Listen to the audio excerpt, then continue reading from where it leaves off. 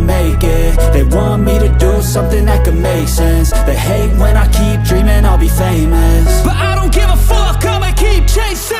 I got all this potential that's deep inside of me, but they hate when you're successful cause they try to be. They sit there being judgmental because you're trying things, and they just want you to settle and do the right thing. So get a good job, don't slack off. Wake up every morning, make a good impression on your boss. Don't do anything that I wouldn't do, and when you're making money, make sure you don't spend it too soon.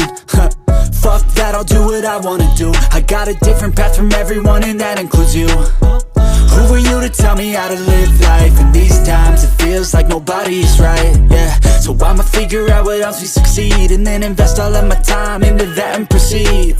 I need whatever the hell could make me happy, and I don't think you have a clue what could that be. They tell me that I'm never